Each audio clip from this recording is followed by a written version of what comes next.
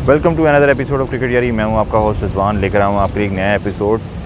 जिस चीज़ का था इंतज़ार वो हो चुकी है। आज प्रेस कॉन्फ्रेंस हुई 11 बजे और आपके जितने सिलेक्टर्स थे, आपके रज़ाक हो गया, मोहम्मद यूसुफ थे वहाँ पर, वहाब रियाज थे, सब मौजूद थे। सबकी मौजूदगी में स्क्वाड का ऐलान किया गया, जिस स्क्वाड की हमें काफ़ी दिनों से इंतज़ार था सबसे ज़्यादा, और वो सबसे लेट आया। जबकि आईसीसी ने टाइम दिया हुआ था 1 मई का, थोड़ी सी एक्सटेंशन ले ली इन्होंने।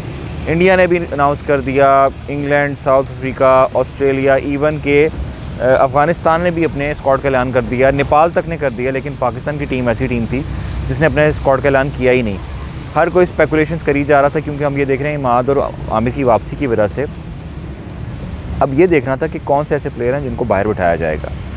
जो न्यूज़ है आपको बताएंगे कौन से एक बड़े स्पिनर हैं जिनको बाहर बैठना पड़ रहा है और जिनका नाम हम गाए बगाए लेते रहे और हमें लगता ये था कि बिल्कुल पार्ट रहेंगे। पीएसएल में भी उनकी परफॉर्मेंस काफ़ी ज़बरदस्त थी, हाईएस्ट विकेट टेकर भी थे, और उसके बावजूद भी उनको इस टीम का पार्ट नहीं बनाया गया। जिक्र करते हैं टॉप से, बाबर आजम तो कप्तान रहेंगे, रिजवान उनके साथ थे, लेकिन रिजवान के बारे में भी ये बात की जा रही थी क्योंकि रिजवान, इरफान खान नियाज़ी, इसके अलावा आपके जो हैं हारिस रऊफ़, ये वो लोग हैं जो इंजरी का शिकार हैं और इनके बारे में कहा जा रहा था कि पता नहीं ये टीम में शामिल होंगे या नहीं होंगे। उसके साथ साथ थे आज़म खान।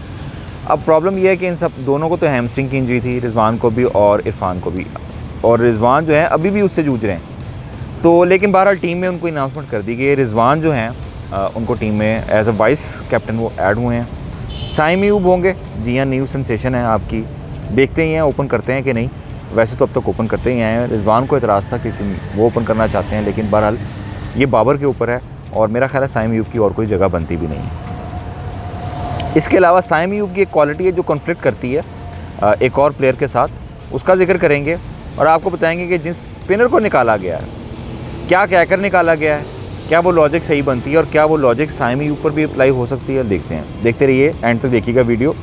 चौथे नंबर पर फ़खर जमान है। फ़खर जमान तो पाकिस्तान टीम का मैं समझता हूँ बैकबोन है। ये ऐसे ही प्लेयर हैं जैसे मैक्सवेल हैं, जिस मैच में ये चलेंगे और कोई नहीं चलेगा, लेकिन इनका होना बहुत ज़रूरी है। और खुशाइन बात है कि पाकिस्तान स्क्वाड में वापस आ चुके हैं। आप ये मत समझिए कि फ़खर जमान हर मैच में चलेंगे, लेकिन ये मैं आपको बता दूँ कि बिग मैच प्लेयर ज़रूर हैं। पाकिस्तान का पहला मैच ही बड़ा मैच है। पाकिस्तान ने 9 जून को खेलना है, संडे को, इंडिया के अगेंस्ट न्यूयॉर्क में, और प्रॉब्लम प्लेइंग 11 जो है वो यही होगी जो मैं आपसे बयान कर रहा हूँ। उसके बाद आ जाते हैं उस्मान खान। जी हाँ, ये वही उस्मान खान है जिन्होंने थे पाकिस्तानी निजात, यूएई में गए, यूएई ने इनको चांस दिया, लेकिन इन्होंने यूएई की पीठ में जुरा घोंपा और वापस आ गए पाकिस्तान। खैर ये तो बड़ी सख्त स्टेटमेंट है, लेकिन उन्होंने रिस्क लिया, मैं समझता हूँ बहुत बड़ा। 5 साल का बैन भी लग गया उनके ऊपर, और बहरहाल वो अपनी टीम को सर्व करना चाहते थे। पीसीबी भी एग्री थी और वो आ गए हैं। न्यूजीलैंड सीरीज़ में लग रहा था थोड़ा ओवरडू करने की कोशिश कर रहे हैं, कुछ साबित करना चाहते हैं, लेकिन मेरा ख्याल है कि उनको भी थोड़ा सा इस चीज़ को अपने जहन से निकालना पड़ेगा। अच्छी इंक्लूजन है, मिडिल ऑर्डर के अच्छे प्लेयर हैं, इम्प्रोवाइज़ भी करते हैं, बड़ी हिटिंग भी करते हैं, स्ट्राइक रोटेट भी करते हैं। ऐसे प्लेयर पाकिस्तान टीम में आपको कम ही नज़र आते हैं। कि उसकी वजह ये है कि जो मैंने जितने प्लेयर आपको ऊपर के बताए हैं, इवन फ़खर जमान वगैरह भी हैं, ये हिटर हैं। और जो एक्चुअल जो मिडिल ऑर्डर का जो प्लेयर होता है, पाकिस्तान को जो प्रॉब्लम रहती है वो ये होती है कि जो छठे ओवर से लेकर आपने 15वें ओवर तक गेम को कैरी करना है, उसमें कोई ऐसा प्लेयर हो, उसके लिए बहुत अच्छी इंक्लूजन है।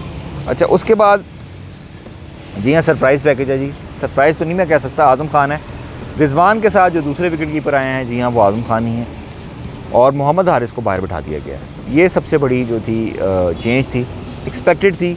आप ऑब्वियसली 3 विकेट कीपर नहीं लेके जा सकते। मैं इसको इसी से कंपेयर करूँगा। अगर आप इसके मुकाबले में इंडिया का देखें कि इंडिया में उन्होंने क्या किया है, कि इंडिया में उन्होंने केएल राहुल को बाहर बिठा दिया और संजू सैमसन को भी अंदर कर लिया है, और इसके साथ साथ जो आपके 1.5 साल बाद ऋषभ पंत, दिसंबर 2022 में जब उनका एक्सीडेंट हुआ तो उसके बाद उनकी एंट्री होगी इंटरनेशनल क्रिकेट में, डायरेक्टली वर्ल्ड कप में ऋषभ पंत को ले लिया गया।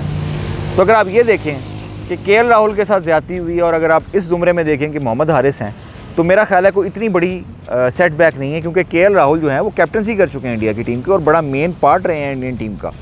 वो बहुत बड़ी न्यूज़ थी। उसके मुकाबले में मेरा ख्याल है ये एक्सेप्टेबल है। थोड़ा सा फिटनेस का प्रॉब्लम हम ये तो हमें अब वक्त ही बताएगा। आज़म खान की इंक्लूजन इसलिए ज़रूरी है कि पाकिस्तान की डाउन द ऑर्डर कोई बड़ा हिटर नहीं है, सिर्फ इफ्तिखार अहमद है, और इफ्तिखार अहमद भी मैं आपको अक्सर काफ़ी अरसे से बताता चला आ रहा हूँ कि इफ्तिखार अहमद जो हैं T20 जो लीग्स हैं उसमें तो परफॉर्मेंस उनकी अच्छी है, लेकिन इंटरनेशनल लेवल पे पिछले 1.5 साल से उनकी कोई परफॉर्मेंस नहीं है। इवन न्यूजीलैंड सीरीज़ में भी उनकी कोई परफॉर्मेंस नहीं थी। एक प्रॉब्लम उनके साथ है, आते ही नहीं मारते, सेट होने के लिए उनको टाइम चाहिए होता है। आज़म खान में भी आकर बड़ी हिटिंग के लिए मशहूर हैं, शायद ये उनके लिए मौका है और पाकिस्तान टीम के लिए कुछ कर सकें, तो मेरा ख्याल है इसको एक पॉजिटिव ही इम्पैक्ट समझते हैं हम। बाकी उनकी फ़िटनेस को देखेंगे कि अपनी फ़िटनेस को वो प्रूव कर पाते हैं कि नहीं। अच्छा, उसके बाद जो सरप्राइज़ इंक्लूजन है जी, 2 सरप्राइज़ इंक्लूजन है। एक तो इरफान खान नियाज़ी हैं और दूसरे हैं सलमान अली आगा। देखें जी, लोग कुछ माइंड कर जाते हैं और ना कहते हैं कि जी हम बायस्ड हो जाते हैं, ऐसी बात नहीं है। अगर आप बाबर आजम की हिस्ट्री देखें एज अ कैप्टन, तो कुछ प्लेयर ऐसे हैं जिनको वो लाजमी टीम का पार्ट रखते हैं। देखें, इस टीम के अंदर आपको मोहम्मद नवाज़ तो नज़र नहीं आएंगे, ये अल्लाह का शुक्र अदा हम करते हैं कि नहीं नज़र आएंगे, लेकिन सलमान अली आगा जो और मोहम्मद नवाज़ आपको उनकी हर टीम का पार्ट नज़र आते थे। सलमान अली आगा की इंक्लूजन गो कि उनकी PSL में उनकी कारकर्दगी अच्छी थी, लेकिन हमने न्यूजीलैंड सीरीज़ में उनको नहीं देखा। बहरहाल ये सरप्राइज इंक्लूजन थी। और इरफान खान नियाज़ी को इंक्लूड कर लेना मेरा ख्याल है सिर्फ और सिर्फ यही बेस है कि एबटाबाद में होने वाली ट्रेनिंग के अंदर फिटनेस में उन्होंने टॉप किया था, लेकिन इस वक्त क्या उनकी फ़िटनेस थी कि इस वक्त वो फिटनेस से ही जूझ रहे हैं और हैमस्ट्रिंग को लेकर बैठे हैं, उनको शामिल करना उसका कोई पॉइंट समझ नहीं आता। मे भी शायद रिज़र्व में रखे गए हों कि अगर फ़खर जमान, उस्मान इनमें से कोई इंजर्ड हो जाता है तो शायद उनको रिप्लेस कर लिए जाए। अच्छा, उसके बाद मैंने आपसे कहा था कि साइम अयूब को कंपेयर करूँगा मैं इमाद वसीम से। देखिए, जो रोल इमाद वसीम करते थे वो साइम अयूब कर लेते हैं, बॉलिंग करवा लेते हैं, ओपन कर लेते हैं। और इमाद वसीम में कोई ऐसी खास बात नहीं कि नीचे से आके बड़ी हिटिंग करें, वो उनसे नहीं होती। बहरहाल बहुत प्रेशर था, मीडिया, अवाम और PSL की परफॉर्मेंस का आपने रख तो लिया, लेकिन मैं आपको कह रहा हूँ उन्होंने कुछ नहीं करना, ये देख लीजिएगा आप। शादाब खान जो हैं उनको रखा गया है। उसामा मीर, जो सबसे बड़ी न्यूज़ थी, उसामा मीर को निकाल दिया गया है। लेग स्पिनर, PSL के टॉप स्पिनर थे, PSL के टॉप विकेट टेकर थे।